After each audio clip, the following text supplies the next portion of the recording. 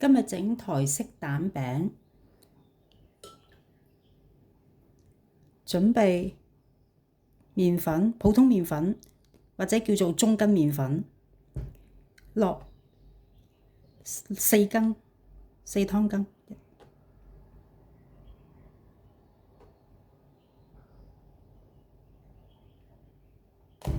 4湯羹嘅麵粉啦，再加6湯羹嘅凍滾水，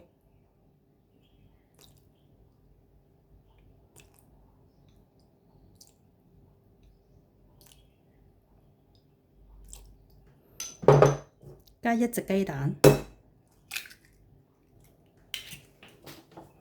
加少許嘅鹽啦，我用咗餐桌鹽，少許，再加半湯羹嘅油，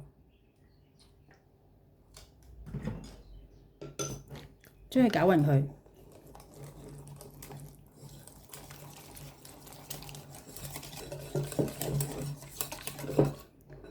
攪完之後呢，我哋就準備啲材料啦。我哋先切定，鍾意食芝士可以加芝士啦，將佢切開佢一半，跟住就1塊火腿，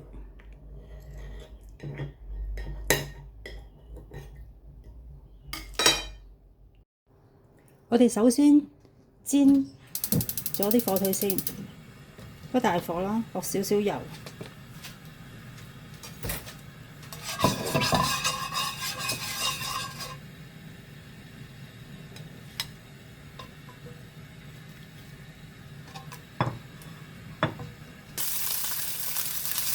將火腿兩邊煎一煎佢，咁我哋熄火啦。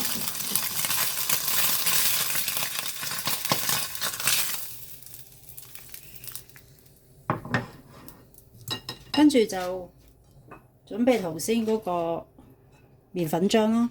我哋可以整2塊嘅蛋餅嘅，開大火，落大約6湯羹到啦1塊。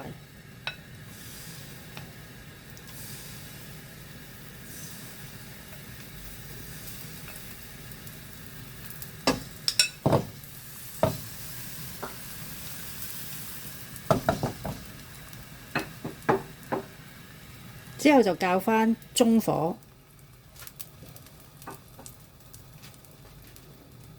煮一煮佢先。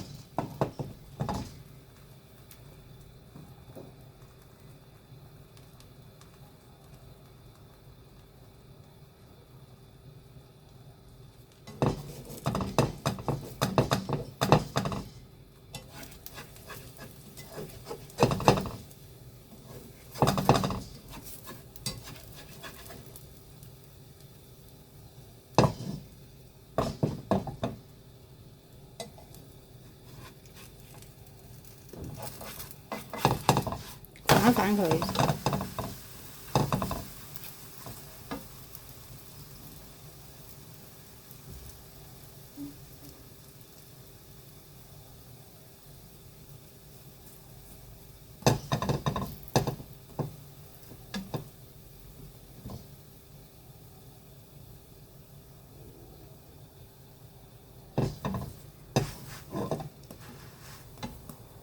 差唔多啦。呢個時候，我哋可以熄火，然之後將頭先火腿啦擺落去，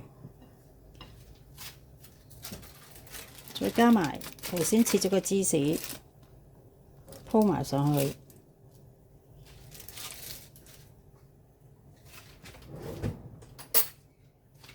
再加啲豬肉鬆。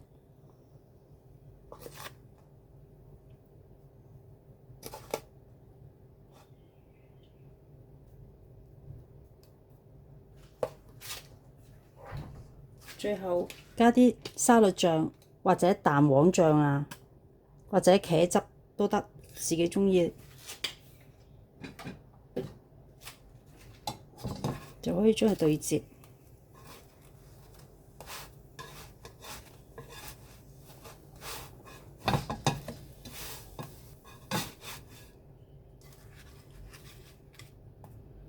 然之後煎第2塊啦。開大火，少少油，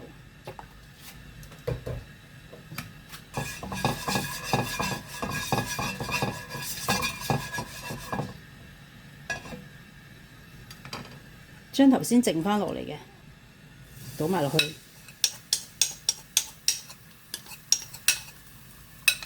之後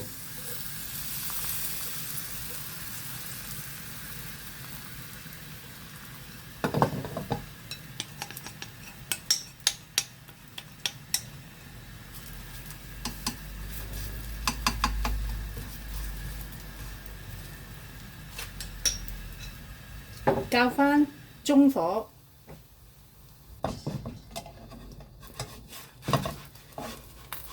跟住反返佢，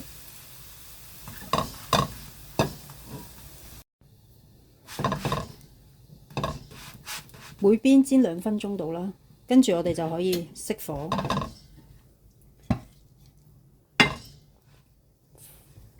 放火腿。